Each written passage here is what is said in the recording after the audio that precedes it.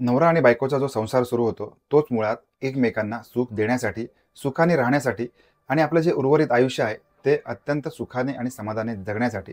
म्हणूनच प्रत्येक तरुण-तरुणी लग्न करत असतात. एकतर तो प्रेमविवाह असतो किंवा अरेंज मॅरेज पद्धतीने त्यांनी लग्न केलेलं असतं. लग्न हे कसंही असू दे, एका क्षणासाठी होणारे नवरा-बायको एकमेकांना भेटत असतात आणि तिथे भेटल्यानंतर मग त्यांच्यामध्ये काही वार्तालाप होतो.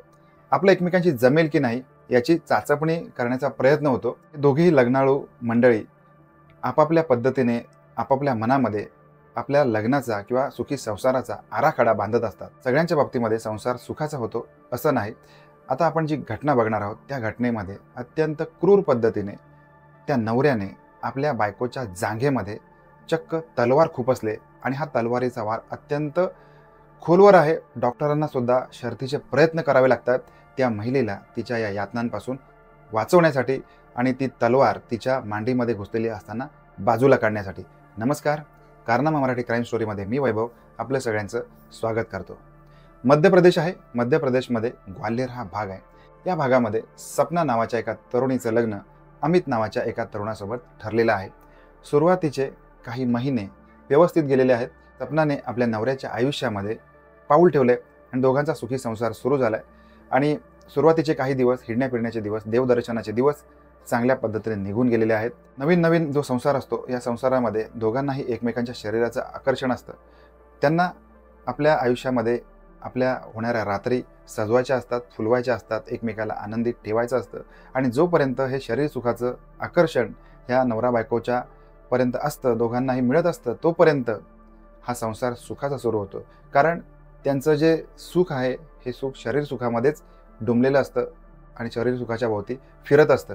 त्याच्यामुळे तोपर्यंतच त्यांचा जो संसार आहे हा सुखाचा होतो. आणि ज्या वेळेला आयुष्यामध्ये अडचणी येतात, त्या अडचणींना समोर जाणे, मग त्या अडचणी पैशाच्या असतील किंवा व्यावहारिक अडचणी असतील, या अडचणीतून मार्ग काढताना मात्र दोनपैकी हा जो एक पार्टनर आहे हा कमी पडत असतो आणि त्याच्यातूनच हा वादंग तयार होतो. आणि हा जो वादंग आहे, हा वादंग त्या दोघांपुरता न राहता तो वादंग घरामध्ये पसरतो. त्याचबरोबर आजूबाजूच्या मंडळींपर्यंत देखील या त्यांच्या भांडणाची चाहूल लागलेली असते. आता अमित आणि सपना यांच्यामध्ये भांडण सुरू झाले आणि या भांडणाला कंटाळूनच मग रोजचा मार कोण खाणार किंवा रोजच्या शिवीगाळ कोण खाणार आणि हे भांडण किती दिवस सहन करणार, या कारणासाठी सपनाने एक निर्णय घेतला आहे की आपण आपल्या पार्टनरपासून, आपल्या नवऱ्यापासून वेगळं राहूया. त्याच्यामुळे मग तिने आपला जो संसार आहे हा स्वतःचा एकटीचा संसार मांडला आहे आणि ती वेगळं राहायला तिने सुरुवात केलेली आहे. आता वेगळं राहताना देखील चरितार्थाचा किंवा उदरभरणाचा, पोट भरण्यासाठी काही ना काही करावंच लागतं. त्याच्यामुळे सपनाने मग आजूबाजूच्या परिसरामध्ये प्रत्येकाच्या घरी जाऊन जेवण करण्याचं काम तिने सुरू केलं. त्याच्यातून ती 4 पैसे मिळवते. परंतु आता हा तो तिचा नवरा आहे, याला हे देखील बघवत नव्हतं. आपल्या लग्नाची बायको इतर मंडळींच्या घरी जाऊन जेवण बनवते. त्याच्यामुळे तिचे काही ना काहीतरी कुणाशी तरी संबंध असणार, अशा स्वरूपामध्ये या अमितला तिच्यावरती संशय होता आणि हा संशयाचं भूत दिवसेंदिवस वाढत होतं. आता या कारणासाठी म्हणून त्याने तिला मग फोन करून मग भांडण करणे किंवा कधी-कधी प्रत्यक्षात भेटून भांडण करणे, शिवीगाळ करणे आणि वेळप्रसंगी मारहाण देखील करणे, अशा स्वरूपामध्ये हा जो अमित आहे हा तिला छळण्याचा जो प्रघात आहे हा त्याने सुरू ठेवलेला होता. आणि एकंदर जो त्यांचा वाद आहे, हा वाद दिवसेंदिवस वाढत होता. अलिबाग कॉलनी आहे, या कॉलनीमधून तिचं नेहमीचं काम आठवून सपना आपल्या घराकडे निघालेली आहे. वाटेमध्येच अमितने तिला गाठलंय. आता या दोघांमध्ये बाचाबाची सुरू झालेली आहे. बाचाबाची याचा अर्थ एकमेकांना शिवीगाळ सुरू झालेली आहे आणि यांचं भांडण आता भर रस्त्यावरती झुंपलंय. अमित मोठ्या तयारीमध्ये आलेला होता. त्याच्याकडे तलवार होती. या तलवारीच्या सहाय्याने त्याने आपल्या बायकोवरती सपासप वार केलेत आणि एक वार आणि शेवटचा वार त्याने आपल्या बायकोच्या जांघेमध्ये केला आणि ही त्याची तलवार त्याच्या मांडीमध्ये, जांघेमध्ये खोलवरती रुतलेली आहे. ती आता रक्ताच्या थारोळ्यामध्ये पडलेली आहे. काही लोक तिथे जमा झालेत आणि त्यावेळेला अमितने घटनास्थळापासून पळ काढलाय. लोकांनी तिला जवळच्या हॉस्पिटलमध्ये भरती केलंय. डॉक्टरांनी पोलिसांना देखील बोलवलेलं आहे. पोलिसांनी तिचा जबाब लिहून घेतलाय आणि तिच्यावरती शस्त्रक्रिया सुरू झालेली आहे. आता डॉक्टरांना तिच्या जांघेमध्ये घुसलेली तलवार काढण्यासाठी खरोखर अतिशय प्रयत्न करावे लागलेले आहेत आणि तिची प्रकृती अत्यवस्थ आहे. आता ह्या सगळ्या घटनेवरून आपण काय शिकायचं आहे किंवा काय बघायचं आहे, तर ज्यावेळेला तुमचं लग्न होतं, हे लग्न सुखाने संसार करण्यासाठी होतं. तुम्ही एकमेकांना चाचपडलेलं आहे, एकमेकांना बघितलेलं आहे, एकमेकांशी संवाद केलेला आहे, एकमेकांशी बोललेले आहे.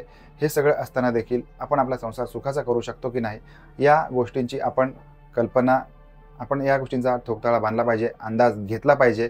लग्नबंधनामध्ये अडकण्यापूर्वी या सगळ्या गोष्टी केल्या पाहिजेत.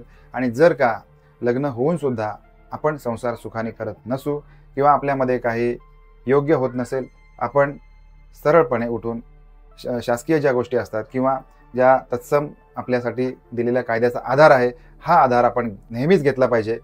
जर का आपण अशा स्वरूपामध्ये आपल्या एका पार्टनरला जखमी करत असू किंवा तिच्यावरती जीवघेणा हल्ला करत असू, तर मात्र ज्या मुलीवरती आपण नवरा म्हणून हक्क गाजवतोय किंवा तिच्यावरती आपण हल्ला करतोय, ती कुणाची तरी मुलगी आहे, कुणाची तरी बहीण आहे, तिला स्वतःचं आयुष्य आहे. या गोष्टीचा सुद्धा प्रत्येक अशा माथेपुरू स्वरूपाच्या तरुणांनी किंवा नवरे मंडळींनी विचार करायला हरकत नाही. थोडंसं खोचकपणे जरी बोललेलं असेल तरी वस्तुस्थिती आहे. समोरच्या माणसाला जे जगण्याचा अधिकार आहे हा आपल्या कायद्याने दिलेला आहे.